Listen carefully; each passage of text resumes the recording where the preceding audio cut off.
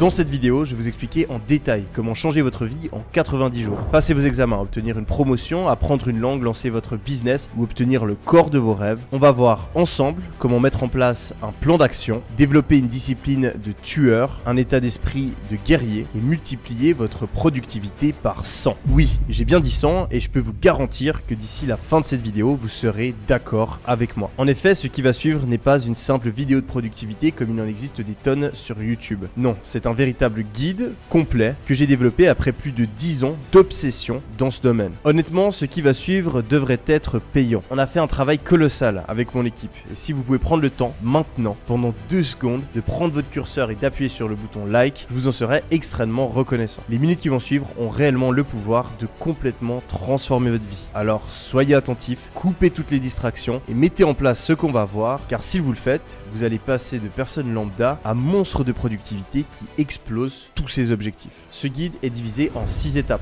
Objectifs et vision, priorisation, deep work, santé mentale, environnement et mindset. Pour chacune de ces thématiques, je vais vous expliquer les meilleurs concepts qui font la différence et ensuite on a carrément mis en place un fichier ultra complet pour vous aider à l'implémenter dans votre vie et à passer à l'action. Allez, on passe aux choses sérieuses, c'est parti.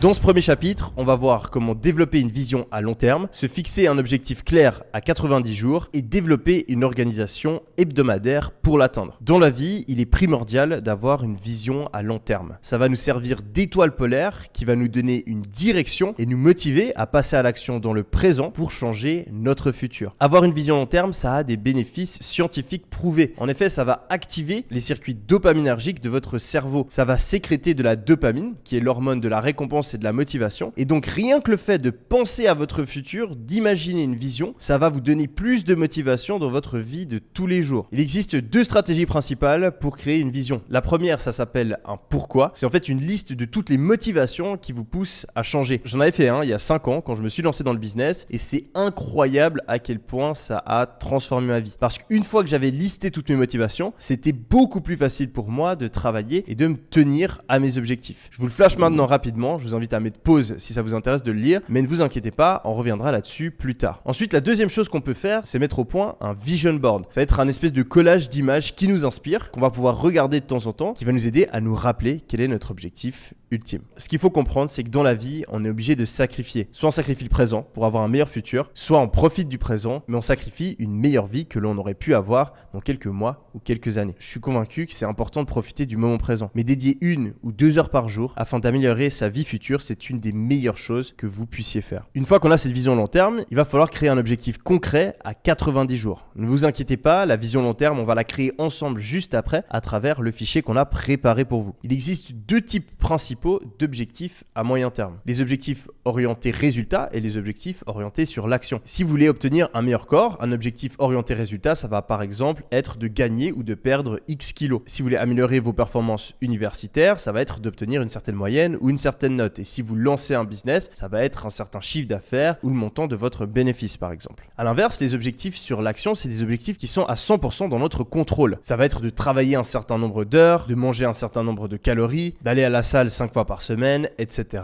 etc. On va le faire ensemble après, mais ce que je vous recommande, c'est de toujours avoir un objectif orienté résultat et un objectif orienté action. Une des choses les plus importantes dont je vais parler aujourd'hui, c'est le fait de rendre ces objectifs obligatoire. Je pense que comme moi, ça vous est arrivé des dizaines de fois d'être motivé, de mettre en place un plan d'action et puis 1 semaine, 2 semaines après, vous avez complètement abandonné et vous êtes de retour dans votre routine normale comme si c'était rien passé. C'est très courant parce qu'en fait, notre cerveau n'aime pas le changement à long terme. On a tous des élans de motivation, mais on a rarement la discipline pour faire durer ces changements. Et il existe en fait 3 stratégies qui peuvent faire passer votre taux de chance de réussite à implémenter du changement de votre vie de 10-20% à 90%. Le truc, c'est que souvent, ces stratégies, notre cerveau n'a pas envie de les mettre en place. On va donc se trouver des excuses, se dire qu'on n'en a pas besoin, qu'on le fera plus tard, ou que c'est trop compliqué à mettre en place. Mais ça, c'est des conneries. Donc vraiment, prenez le temps, je vous en conjure, de mettre en place une des 3 techniques que je vais développer maintenant. La première, ça va être de mettre votre ego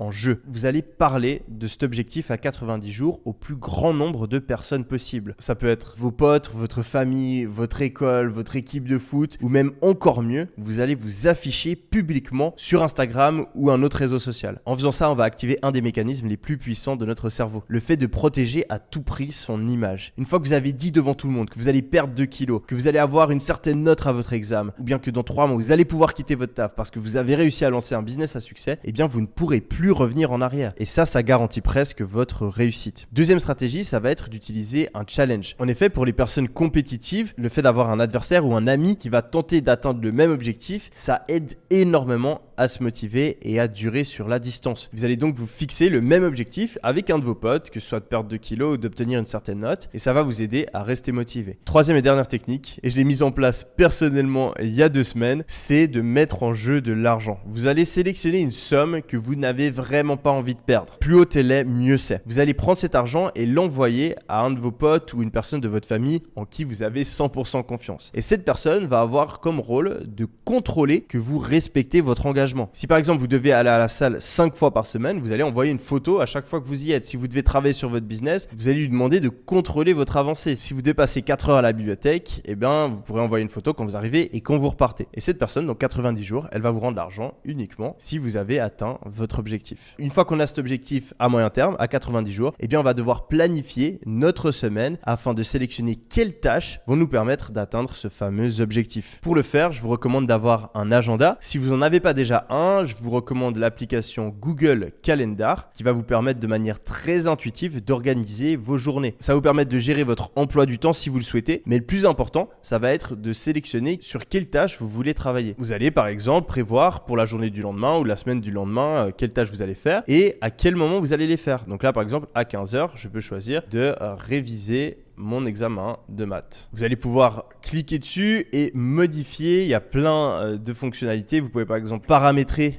que la tâche se répète tous les jours de la semaine. Vous pouvez ajouter une notification ici sur votre téléphone ou qu'un email soit envoyé afin de vous rappeler de bien travailler dessus. Finalement, ce qui va aussi très bien fonctionner, c'est juste de sortir son téléphone et de mettre une alarme au moment où vous devez commencer à avancer sur la tâche que vous avez définie. Si par exemple, vous voulez travailler 2 heures par jour sur votre business, eh bien, vous mettez une alarme sur votre téléphone tous les jours à 17h afin de ne vraiment pas oublier. On se retrouve sur l'ordinateur et j'ai ouvert le fichier Google Sheets qui va vous aider à mettre en place tout ce dont on parle aujourd'hui. Pour l'obtenir, vous avez juste à cliquer sur le premier lien qui est en dessous de la vidéo. Vous allez juste à entrer votre email et vous allez ensuite arriver sur une page comme celle-ci. Vous allez cliquer sur Fichier, créer une copie afin de pouvoir modifier à votre guise le document. Ici, tout à gauche, vous avez mon pourquoi que j'avais fait il y a 5 ans et vous pouvez tout simplement le supprimer et le remplacer par une liste de vos motivations. Si vous avez envie, vous pouvez aussi faire un vision board et y mettre des photos de personnes ou d'objets qui vous inspirent. Tout ça, ça va vous aider à visualiser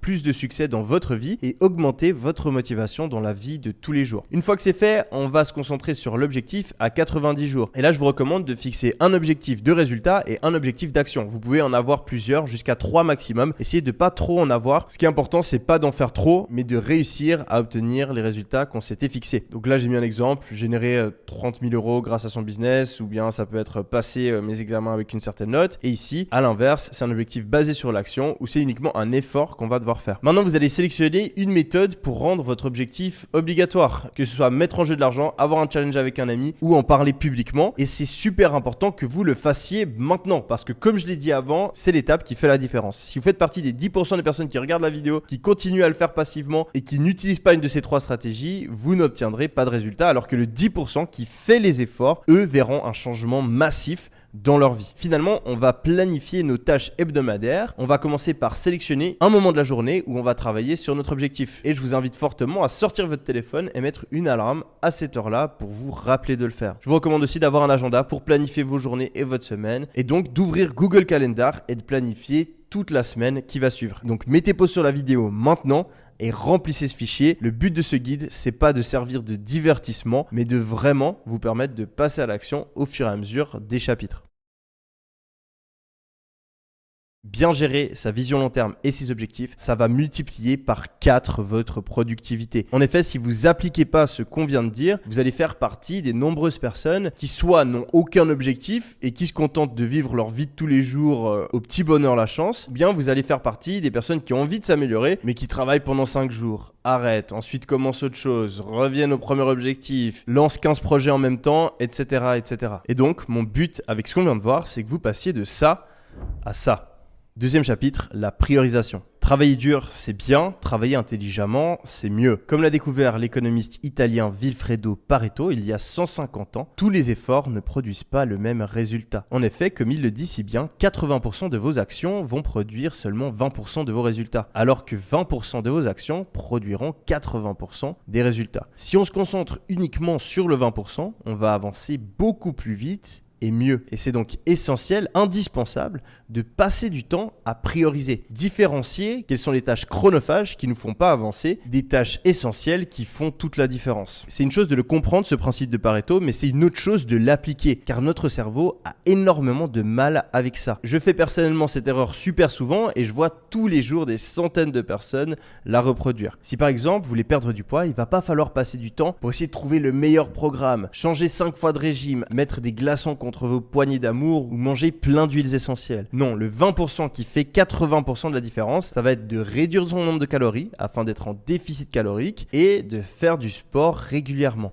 C'est tout. Si vous faites ces choses-là, vous allez perdre du poids. Si vous voulez avoir une promotion, c'est la même chose. Pas besoin de faire votre travail, absolument toutes vos tâches parfaitement. Non, il va falloir définir quelles sont les choses qui comptent pour votre patron et ces choses-là, les faire particulièrement bien. Il va aussi falloir créer une bonne relation avec la personne qui est en charge de vous donner une promotion. C'est ça le 20% qui fait 80% des résultats. Et dans le business, c'est la même chose. Créer un compte Instagram parfait pour votre site internet ou peaufiner votre offre pendant des heures alors que vous n'avez jamais appelé un client, ça fait partie du 80% qui fait 20% des résultats. Parlez à vos clients, sélectionnez le meilleur produit, créez votre site et lancez des publicités. À l'inverse, ça va réellement vous faire avancer. À nouveau, vous pouvez donc vous rendre sur notre fichier. Vous allez aller en bas dans l'onglet prioriser et vous allez retrouver un tableau. Vous avez en haut à gauche le 80% de travail qui fait 20% des résultats. Les tâches donc à éviter ou à faire que quand on a déjà terminé le plus important. Et en bas à droite, vous allez avoir les tâches cruciales, le 20% qui fait 80% des résultats. Je vous invite donc maintenant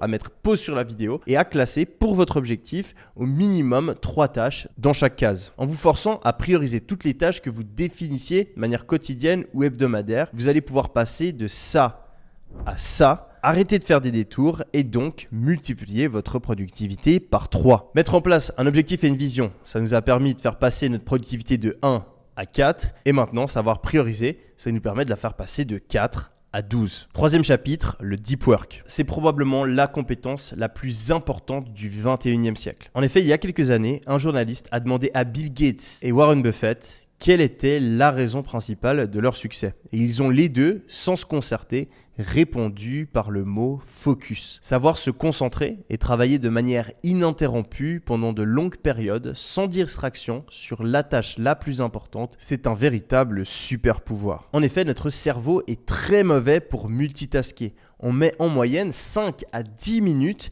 à se reconcentrer sur une tâche après avoir été interrompu. Et c'est devenu un grave problème au cours des dernières années. En effet, avec des applications comme TikTok, nos téléphones et un flux incessant de notifications, notre cerveau est habitué à changer de tâche très rapidement et à être constamment stimulé. Ça devient donc extrêmement difficile de rester concentré pendant de longues périodes de temps sur une tâche importante. Et ça va en fait détruire votre productivité. Parce qu'en réalité, on est réellement productif uniquement quand on atteint l'état de flow. Quand on est dans un état de flow, on a l'intuition, il y a tout qui vient naturellement, on voit plus le temps passer. Et c'est vraiment la clé pour être productif. Ça va donc être primordial de couper toutes les distractions pendant cette fameuse période qu'on a définie avant, où on va avancer sur notre objectif. Je vous recommande de bloquer les applications sur votre téléphone pendant cette période de temps et de supprimer toutes les notifications. Idéalement, vous allez aussi vous isoler, typiquement vous mettre dans votre chambre et si possible la fermer à clé, ou bien avoir des écouteurs et signaler à toutes les personnes de votre entourage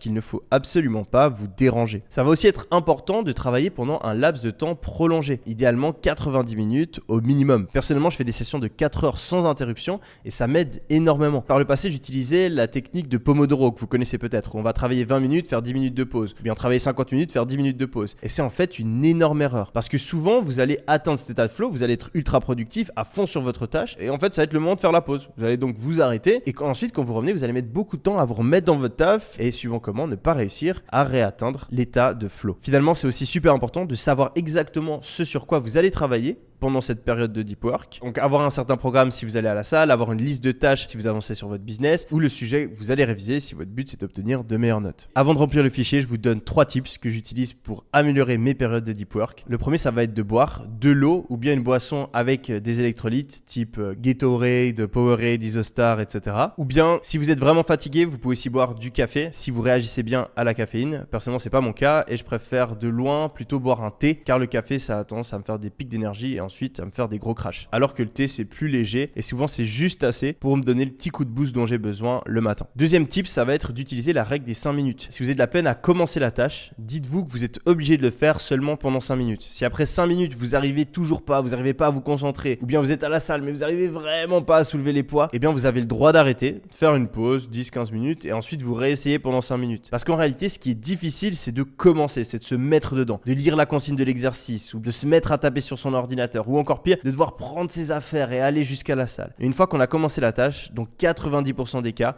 vous allez voir que c'est très facile de la continuer. Finalement, afin de pas trop se mettre de pression, une autre stratégie qui marche bien pendant nos périodes de deep work, c'est de se dire qu'on a le droit de rien faire. On a l'interdiction formelle de faire autre chose que la tâche qu'on s'était fixée. Donc si vous devez réviser les maths, pas le droit de se mettre à faire la géo à la place. Et bien sûr, pas le droit de se mettre sur TikTok ou d'envoyer un message ou d'être sur Instagram. Mais par contre, si vous êtes trop fatigué, vous avez le droit de ne rien faire. Vous avez le droit de rester assis à la salle, rester assis sur votre ordi ou à la bibliothèque et de regarder droit devant vous. Ça va d'un côté vous donner moins de stress parce qu'on n'est pas réellement obligé de travailler et ensuite vous allez voir que notre cerveau, s'il a le choix entre s'ennuyer et rien faire, regarder droit devant lui sans musique, sans personne à qui parler et travailler, il va dans l'extrême majorité des cas choisir de travailler. Vous pouvez retourner sur le fichier, vous allez avoir un onglet Deep Work en bas et vous allez simplement devoir répondre à 3 questions. Encore une fois, mettez pause sur la vidéo, faites ce qui est noté et ne mentez pas. Faites partie du 10% des gens qui vont vraiment changer et utiliser tout ce qu'on a préparé avec mon équipe pour réussir. Donc planifiez maintenant une période dans votre agenda où vous allez faire du deep work. Vous allez travailler uniquement sur la chose la plus importante pour atteindre votre objectif sans interruption ni distraction. Mettez un rappel sur votre téléphone pour le faire et finalement, et ça c'est super important, c'est l'habitude que j'ai mise en place cette année qui a le plus changé ma vie, prenez le temps de sortir votre téléphone, d'aller sur l'onglet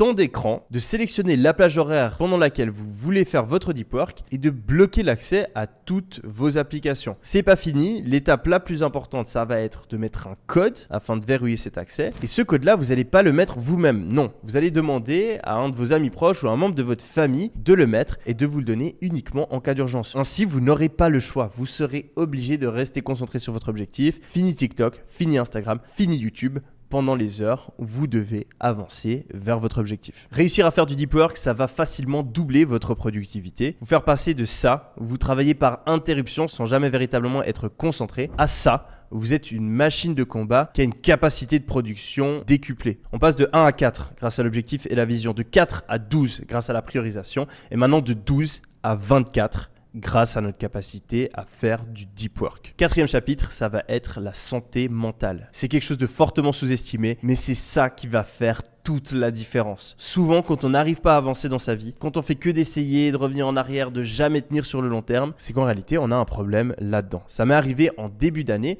et c'est comme si ma vie avait été mise en hard mode. Vous savez, quand on joue à un jeu vidéo, il y a différents niveaux de difficulté. Eh bien, ma vie était passée de niveau facile à extrêmement difficile. Tous les jours, juste sortir du lit, c'était insurmontable. Rester concentré sur une tâche, c'était super difficile. Et tenir mes résolutions, mes habitudes, c'était impossible. Je me suis donc énormément renseigné et je vais vous donner une liste de stratégies super puissantes qui vont vous permettre d'améliorer le fonctionnement de votre cerveau, rétablir un bon équilibre de vos hormones et ça va tout rendre beaucoup plus facile. Premièrement, il va falloir maîtriser sa sécrétion de dopamine. Attention, beaucoup d'explications que je vais faire pendant les prochaines minutes, c'est ce qu'on appelle de la bro science. C'est pas très précis, c'est pas factuellement juste d'un point de vue scientifique, mais ça permet de comprendre dans les grandes lignes comment ça fonctionne et de mettre en place les bonnes stratégies. La dopamine, c'est l'hormone de la motivation et de la récompense. Si vous n'avez pas de dopamine, c'est impossible pour vous de vous lever le matin ou de faire quoi que ce soit dans votre vie. Le truc, c'est qu'on a des réserves limitées de dopamine. Et si elle est sécrétée pour de la merde, eh ben on va plus en avoir pour les bonnes choses. Ça va nous conduire à avoir une forte baisse de motivation, ou même pire, de tomber dans la dépression. Le truc, c'est qu'avec la société actuelle, notre cerveau est complètement déréglé. Il y a tellement de sources de gratification à court terme qu'on est constamment bombardé de dopamine. Les jeux vidéo, Netflix, YouTube, une notification sur son téléphone, Instagram, ou encore pire, chaque nouvelle vidéo qu'on ouvre sur TikTok.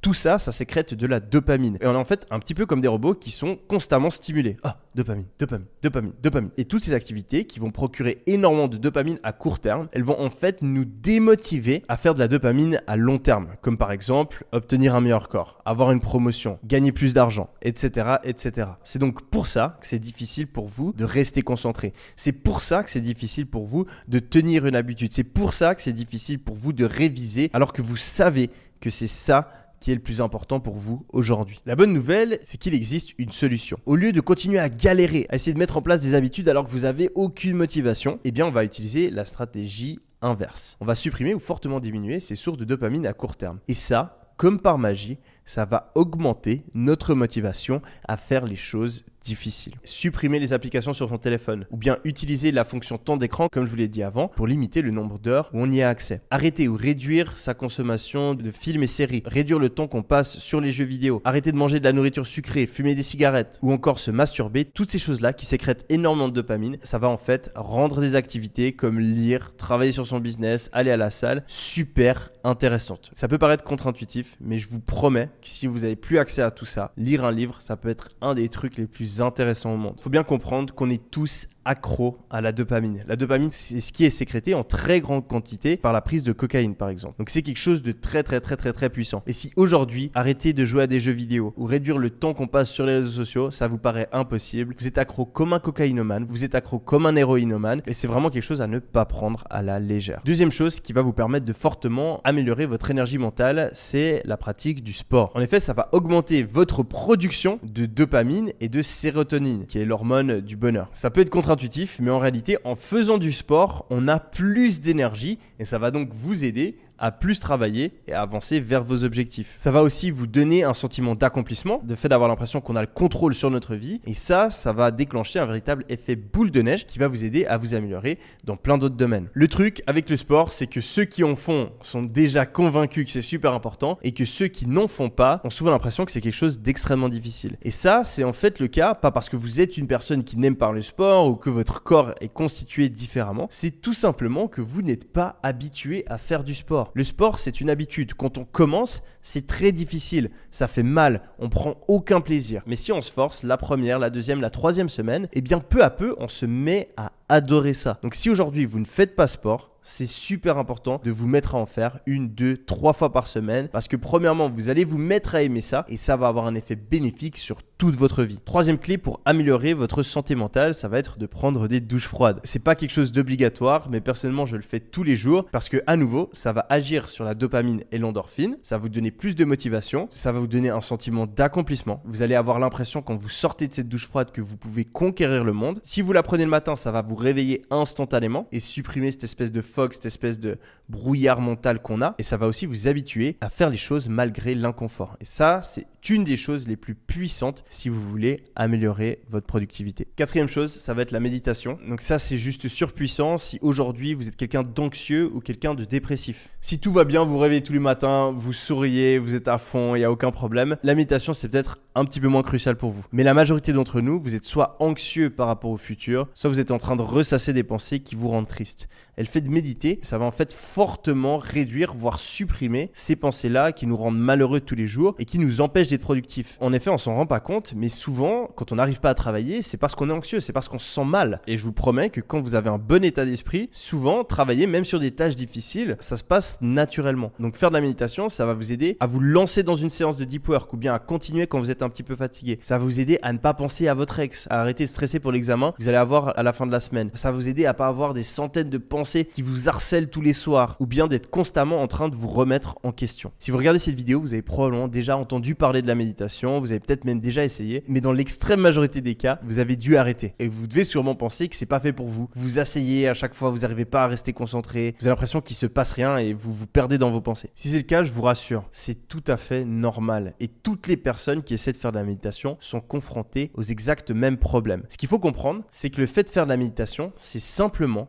le fait de s'asseoir et d'essayer de rester concentré sur le moment présent. En général, en étant concentré sur sa respiration. Mais il faut comprendre que c'est tout à fait normal, sur une séance de 10 minutes de méditation par exemple, d'être distrait pendant 8-9 minutes, de se mettre à penser à quelque chose et de se rendre compte 5 minutes plus tard qu'on était perdu dans nos pensées. Mais rien que le fait de s'asseoir tous les jours pendant 10 minutes et d'essayer, je dis bien d'essayer, pas de réussir, mais bien essayer de rester concentré sur le moment présent, et ben ça a d'énormes bénéfices. De nombreuses études le prouvent, c'est plus puissant que les médicaments. Ça augmente votre discipline, votre motivation, votre dopamine, votre sérotonine, et ça a des tonnes, et je dis bien des tonnes d'autres effets positifs. Personnellement, c'est l'habitude qui a le plus changé ma vie. Je médite presque tous les jours depuis 3 ans et je vous recommande fortement d'essayer pendant une période de 30 jours, 90 jours au minimum parce que ça va énormément vous aider. Surtout si vous êtes triste ou anxieux, vous avez l'impression que vous avez plein de problèmes dans votre vie, que c'est difficile, etc., etc. Pour méditer, mettez un rappel sur votre téléphone à 1 heure de la journée. En général, je le fais en me réveillant. Vous pouvez soit mettre un timer pendant 10 minutes et vous essayez de rester concentré sur votre respiration, soit vous pouvez utiliser des applications de méditation guidée type Headspace ou Calm qui vont vous aider à rester concentré en vous donnant quelques conseils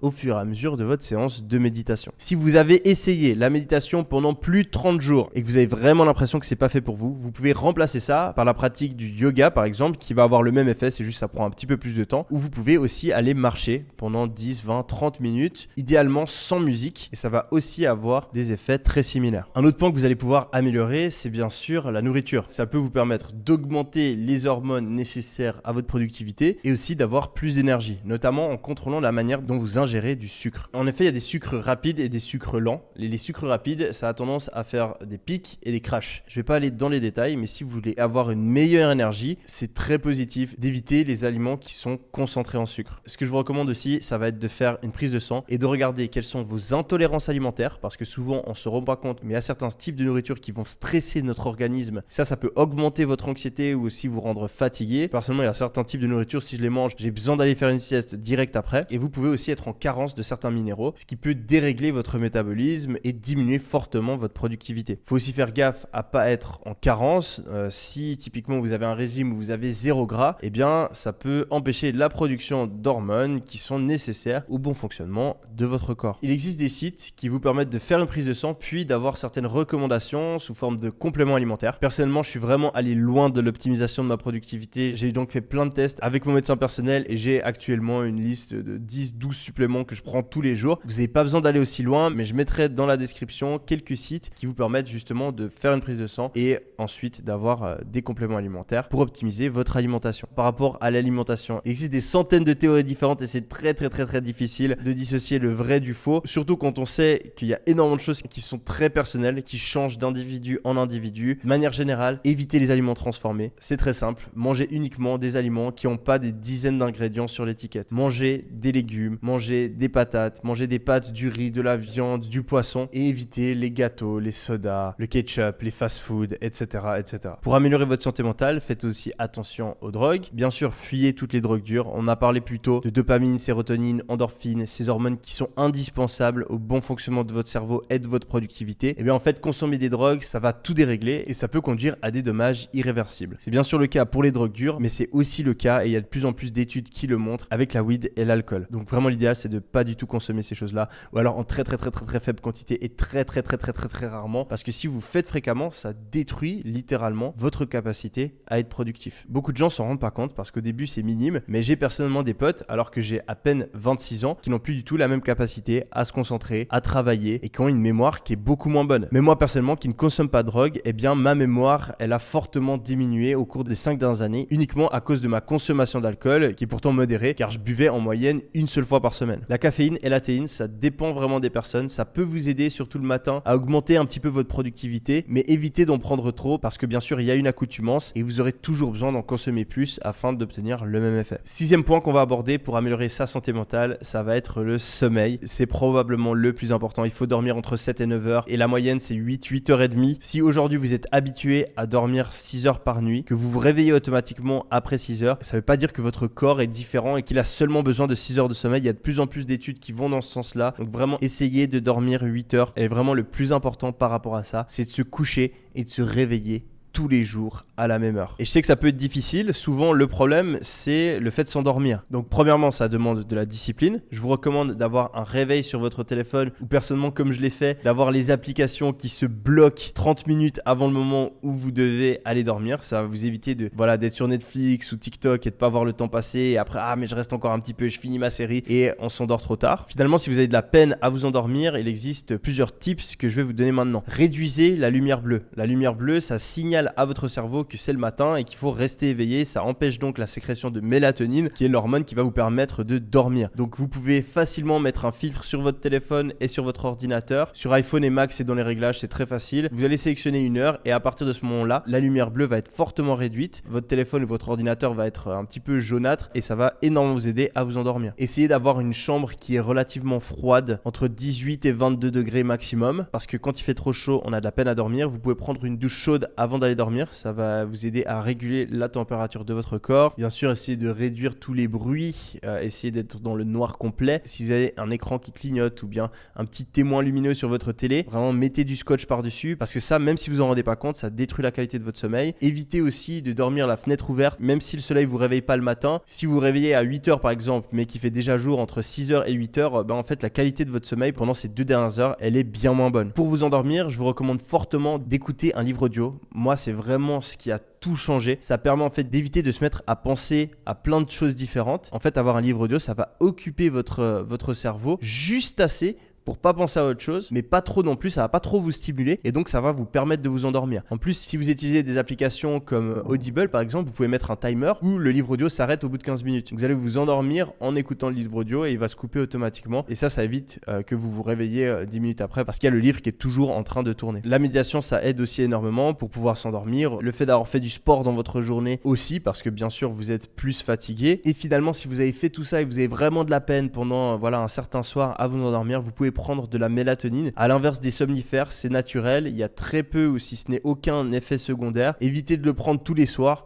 mais une fois de temps en temps, si vous avez du décalage horaire ou bien que le samedi soir vous êtes couché super tard et donc le dimanche soir vous avez un petit peu de peine à vous endormir, une petite pilule de mélatonine, ça vous aidera fortement. Le dernier conseil, ça va être d'éviter de traîner dans son lit. Le matin, il faut se lever rapidement, idéalement dans les 10 secondes qui suivent votre réveil. Si vous avez besoin de 2-3 minutes, ça va, mais évitez vraiment de faire 15-20 minutes dans votre lit ou bien encore pire d'avoir plusieurs alarmes parce que ça dérègle tout votre rythme circadien, donc votre rythme éveil-sommeil. Vous n'allez jamais vous réveiller réellement et ça va aussi être très difficile du coup de vous endormir à la fin de la journée. On passe maintenant à notre fichier pour le passage à l'action. Vous avez l'onglet juste en bas. On a parlé de plein de trucs différents et là le but ça va être de sélectionner 3 choses que vous allez mettre en place pendant les 30 prochains jours pour améliorer votre santé mentale. Je vous ai mis une liste d'habitudes que je recommande, mais vous pouvez aussi en ajouter d'autres. Il y a le fait de limiter l'utilisation des réseaux sociaux à 2 heures ou 1 heure ou 3 heures par jour, ce qui va vous aider à avoir plus de dopamine pour les choses importantes. Le fait de faire du nofap, donc d'arrêter de se masturber, ça va fortement augmenter votre motivation et votre discipline. Le fait d'arrêter de fumer, de boire ou de consommer d'autres drogues, ça va rééquilibrer le fonctionnement de votre cerveau et aussi vous libérer plus de dopamine pour augmenter votre productivité. Faire du sport minimum 3 fois par semaine, prendre des douches froides tous les jours, méditer, supprimer les nourritures malsaines de votre régime, optimiser votre alimentation en évitant les aliments auxquels vous êtes intolérant et prendre des compléments alimentaires, se coucher et se réveiller tous les jours à la même heure et sortir de son lit immédiatement après son réveil en mettant par exemple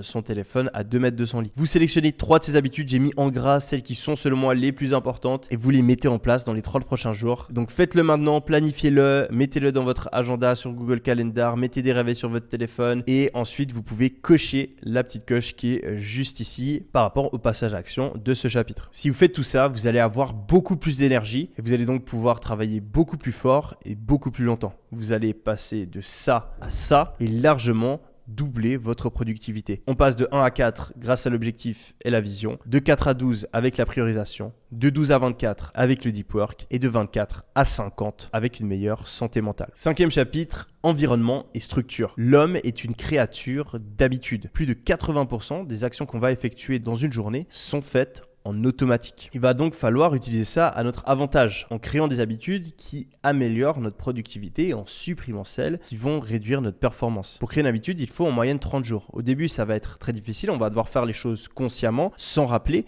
et ensuite, au fur et à mesure, ça va s'automatiser pour au final, au bout de 30 jours, que ce soit complètement naturel. En effet, quand vous avez une habitude, c'est presque plus difficile de ne pas la faire que la faire. Moi aujourd'hui, si je prends pas une douche froide, j'ai l'impression qu'il y a quelque chose de bizarre qui s'est passé, alors qu'au début, je peux vous assurer que les premières douches froides, c'était très difficile pour moi. Si vous voulez améliorer votre vie, une des manières les plus puissantes de le faire, ça va donc être de mettre en place une série d'habitudes. Mais vous savez probablement, c'est plus facile à dire qu'à faire. Il existe donc de nombreuses stratégies et on va en voir quelques-unes maintenant afin de réussir à mettre en place des habitudes positives. La première, ça va être le concept de batching, donc le fait de regrouper plusieurs habitudes en une seule période de temps. On va avoir un rituel du matin et peut-être un rituel du soir avec chacun 2, 3, 4 habitudes à l'intérieur.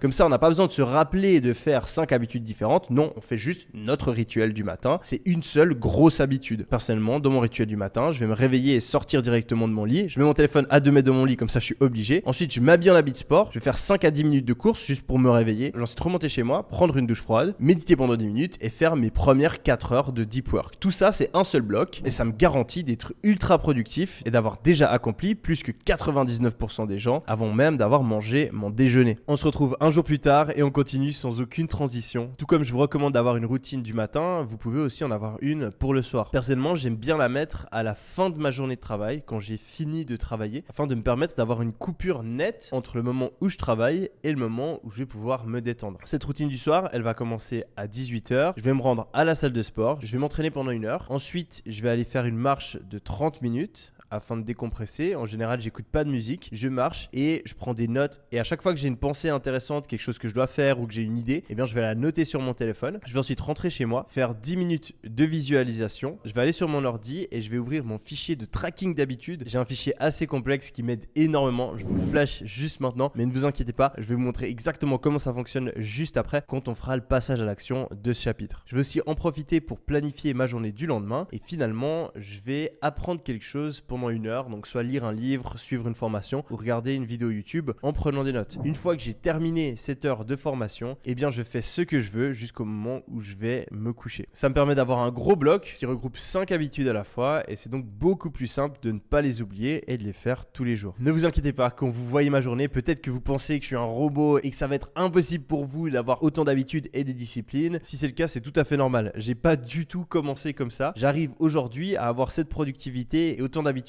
en même temps parce que ça fait 10 ans que je fais ça. Donc quand vous commencez, essayez peut-être juste de mettre un petit bloc le matin, un petit bloc le soir. Le plus important, c'est que vous progressiez et vous n'avez absolument pas besoin d'avoir une journée aussi stricte que la mienne. Les habitudes, c'est une des choses les plus puissantes afin d'ajouter de la structure dans votre journée et d'augmenter votre productivité. Mais en plus de ça, il y a quelque chose qu'on oublie souvent qui peut avoir une grosse influence et c'est notre environnement. On l'a vu plus tôt, le cerveau humain fonctionne par automatisme. Il va donc suivre les bonnes et les mauvaises habitudes qu'on a, mais il va aussi souvent faire le choix le plus facile. Il va donc être crucial d'avoir un environnement qui encourage des choix qui vous sont bénéfiques et essayer de rendre difficiles les actions qui vont nuire à votre productivité. Si par exemple vous voulez arrêter de boire du soda et que vous avez des canettes de coca qui traînent dans toutes les pièces de votre maison, ça va être extrêmement difficile car vous allez constamment devoir résister à cette envie d'attraper une canette et de la boire. Si au contraire vous virez toutes les canettes de soda de votre maison, eh bien vous n'aurez même plus cette pensée et vous allez probablement arrêter de boire du coca. C'est donc comme ça, en changeant son environnement, qu'on peut avoir un très gros impact sur notre vie. Je vous recommande donc de virer toutes les nourritures ou boissons malsaines qui sont chez vous, de débrancher, voire jeter vos télévisions si vous passez trop de temps dessus, de vendre votre console de jeu, de désinstaller les applications qui vous nuisent fortement. Typiquement, ça fait 2 semaines que j'ai complètement désinstallé TikTok, de fermer votre porte à clé quand vous faites du deep work et à plein d'autres petits trucs que vous pouvez mettre en place pour vous aider dans votre environnement. Comme par exemple mettre votre téléphone à 2 mètres de votre lit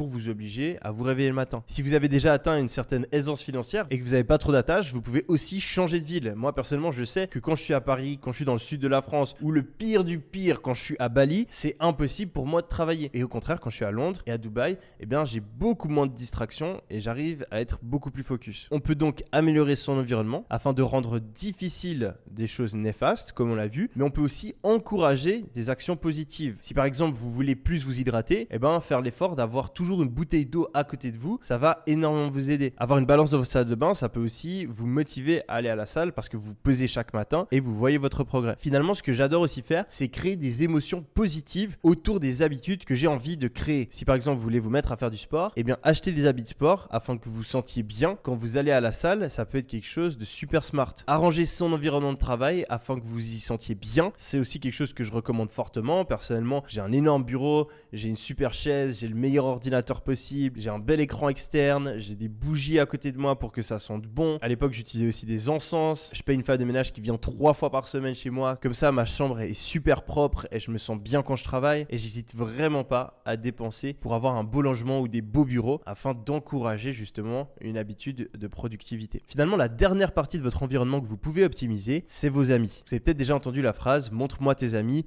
et je te montrerai ton futur ». Ou bien le dicton qui dit qu'on est la moyenne des 5 personnes que l'on fréquente le plus. Je pense que c'est très vrai et c'est donc super important de faire attention à son environnement social. Si vous avez des amis qui sont très productifs, qui sont tout le temps en train de faire quelque chose, qui font attention à leur état d'esprit, leurs habitudes, leur hygiène de vie, etc., automatiquement, parce que vous vous comparez, vous allez faire les efforts pour vous mettre à leur niveau. Et inversement, si vous avez des gens qui ne croient pas en vos ambitions, qui essaient de vous tirer vers le bas, qui sont jaloux de vous et qui ont des habitudes malsaines, eh bien ça va être très facile quand c'est un petit peu difficile de laisser tomber ou bien de se remettre à procrastiner. Ça peut être très difficile de faire ses choix, mais c'est une des choses qui peut le plus améliorer votre vie. Analysez maintenant quelles sont les personnes de votre entourage et si oui ou non elles ont une influence positive sur vous. Si ce n'est pas le cas, je vous recommande fortement de les supprimer de votre vie ou de fortement limiter les interactions que vous avez avec elles. Par rapport à ça, je suis intransigeant. Je me suis toujours entouré uniquement de personnes qui avaient une influence positive sur moi et je pense que ça a été une des clés de mon succès. Là où ça devient un petit peu plus difficile, c'est par rapport aux relations qu'on a avec sa famille. Mais je pense que là aussi, il ne faut pas hésiter à avoir des limites. Certes, vos frères et sœurs et vos parents, c'est important de garder un lien avec eux. Mais s'ils ont une influence négative sur votre vie, faites-leur comprendre que c'est quelque chose qui vous affecte et que vous avez besoin qu'ils changent ça. Et s'ils ne font pas des efforts, réduisez le temps que vous passez avec eux, en tout cas dans les périodes où vous avez envie de créer un changement par rapport à un de vos objectifs. Si aujourd'hui vous n'avez pas un cercle social positif, il faut vous en créer un. Et pour le faire, il existe plusieurs stratégies. La première, ça va être de faire des hobbies qui attirent des personnes avec un bon état d'esprit. Typiquement, faire du sport de groupe, comme par exemple le crossfit,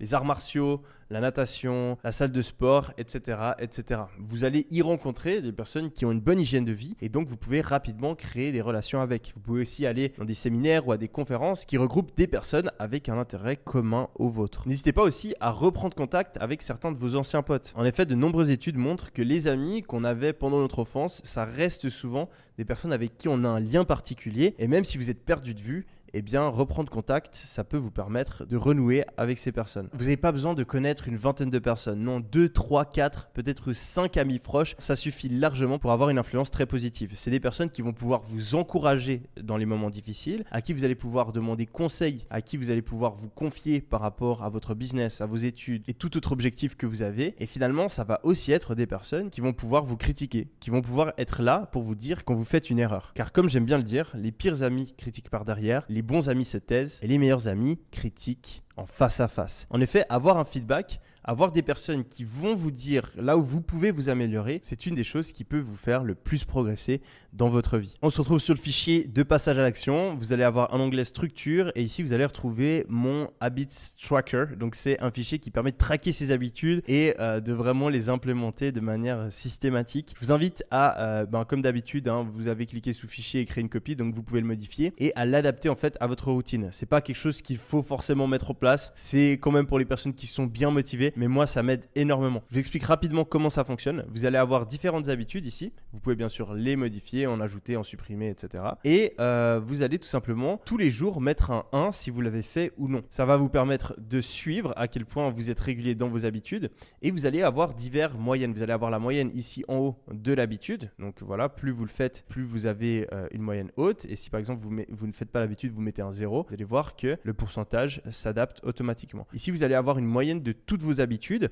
et personnellement, c'est ce que j'utilise afin de me fixer un objectif. Là, en ce moment, j'ai parié une somme assez conséquente que j'allais réussir à maintenir 95% de taux de réussite d'habitude. Ça me permet donc de ne pas tout faire tout juste tout le temps parce que ça, c'est presque impossible, mais de quand même garder un certain taux de régularité. Donc là, vous avez toutes mes habitudes matinales dont j'ai parlé juste avant. Ici, vous avez une habitude où je dois apprendre quelque chose et là, je vais écrire en fait la chose que j'ai apprise pendant la journée. Donc ça va être le nom d'une vidéo YouTube, d'une formation ou d'un livre. Et ici, il y a la case qui correspond pour savoir si je l'ai fait ou pas. Ici, cette habitude, c'est tout simplement le fait de faire du tracking. Ça, c'est ma balade, le fait d'avoir les applications de mon téléphone qui sont bloquées jusqu'à 17h. Le fait de manger 6 repas par jour, ça c'est parce que j'essaie de prendre un petit peu de muscle. Donc c'est obligatoire pour moi de manger autant, sinon j'ai pas un apport calorique assez important. Et ici, j'ai un mini planificateur de tâches. Donc je vais me fixer 3 tâches par jour et je vais mettre un 1 si je l'ai fait ou pas. Ça me permet de vraiment être régulier sur mes tâches et de pas procrastiner les choses. Finalement, ici, il y a un onglet notes. Donc ici, je peux dire si la journée s'est bien passée ou pas. Ça me permet de faire une mini analyse de ce qui s'est passé, de mettre mes idées, mes feedbacks, etc. Je traque aussi mon poids vu que j'ai envie de prendre du poids. Et puis là, il y a mes 3 dernières habitudes que je n'ai jamais le droit de casser. En effet, j'essaye là pendant 2 mois de ne pas boire du tout d'alcool, de cigarettes et de faire du NoFap. Donc allez regarder ce fichier, modifiez-le à votre guise. Je vous recommande fortement de ne pas commencer avec autant d'habitudes que moi parce que ça va être très difficile pour vous. Et mettez-vous un objectif, que ce soit à 95 ou 90%. Et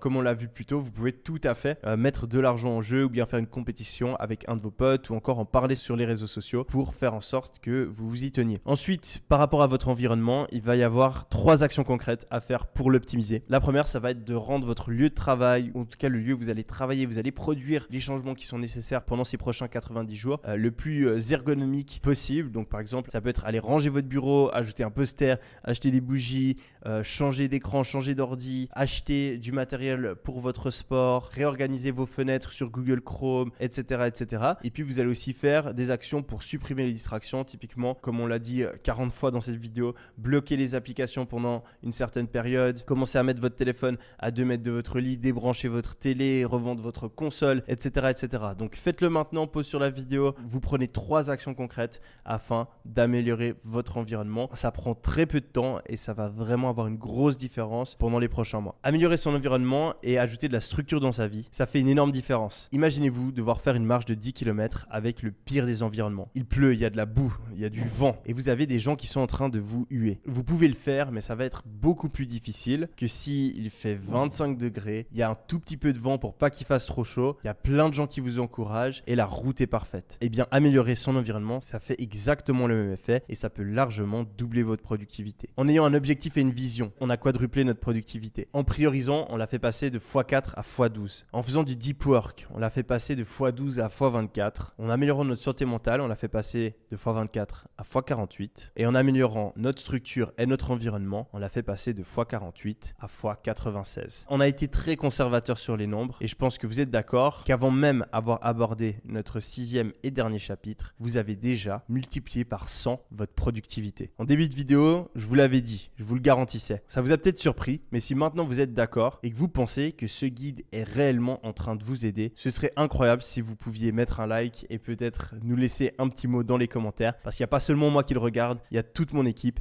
et je sais que ça leur fera extrêmement plaisir. Dans ce 6e et dernier chapitre, on va parler du mindset et de l'état d'esprit. J'ai juste envie de vous envoyer rapidement quelques principes qui m'aident dans la vie de tous les jours à être plus productif. Le premier principe, c'est d'imaginer son ennemi. Vous avez le choix entre sélectionner un ennemi dans la vie réelle, quelqu'un que vous connaissez en vrai ou sur les réseaux, qui vous énerve et qui vous donne envie d'être meilleur. Vous pouvez justement imaginer cette personne ou alors, et c'est ce que je vous recommande le plus, c'est de prendre le meilleur ennemi que vous pourrez avoir toute votre vie. Et cet ennemi-là, c'est vous-même. C'est la personne que vous auriez pu être si vous preniez toutes les meilleures décisions. Imaginez que maintenant, vous vous séparez en 2 personnes. Il y en a une qui va tous les matins se réveiller à la bonne heure, qui va tous les jours faire les habitudes qui s'étaient fixées, qui va appliquer exactement tout ce dont on a parlé aujourd'hui. Et à l'inverse, vous avez vous qui va procrastiner, qui va continuer à faire les mauvais choix. Imaginez dans 1 an, 2 ans, 3 ans, 4 ans, 5 ans, la différence entre celui qui a fait les mauvais choix et celui qui a fait les bons. Je peux vous promettre qu'elle est énorme. Donc à chaque fois que vous avez envie de procrastiner, imaginez-vous, et cet ennemi, c'est la personne que vous auriez pu être si vous avez pris les bonnes décisions. Le deuxième principe que j'utilise pour améliorer ma productivité, c'est de comprendre qu'il faut faire les choses même si on n'a pas envie de les faire. En effet, la plupart des gens fonctionnent à la motivation. Quand ils se réveillent le matin et qu'ils ont envie de travailler, ils travaillent. Quand ils sont en pleine forme et qu'ils ont envie d'aller à la salle, ils vont s'entraîner. Mais quand c'est difficile, quand ils se sentent un petit peu fatigués, quand ils ont mal dormi, eh bien là, ils ne respectent plus leurs habitudes. Et ça, c'est une énorme erreur. En effet, si vous voulez avoir du succès dans la vie, si vous voulez atteindre vos objectifs, il va falloir faire les choses même quand vous en avez pas envie. Et ça s'appelle la discipline. C'est la clé de la productivité. Alors la prochaine fois que vous réveillez le matin et que vous avez envie de rester une demi-heure de plus, pensez-y. La prochaine fois que vous avez envie de fermer votre ordinateur parce que c'est difficile de rester concentré, pensez-y. La prochaine fois que vous avez peur, vous n'avez pas envie, vous êtes stressé à l'idée d'avoir une discussion avec votre patron ou de parler à une certaine fille, un certain garçon, pensez-y. Avoir de la discipline, c'est faire les choses quand on n'a pas envie de les faire. Finalement, le troisième principe qui m'aide énormément, c'est de me rappeler que j'ai qu'une seule vie et que le temps passe extrêmement vite. Comme le dit le philosophe Henri David Thoreau, la plupart des hommes vivent une vie de désespoir tranquille. On n'a qu'une vie, on a la chance d'être sur cette terre et le temps passe extrêmement vite. Alors quand c'est difficile, faites le bon choix, car dans 5, 10,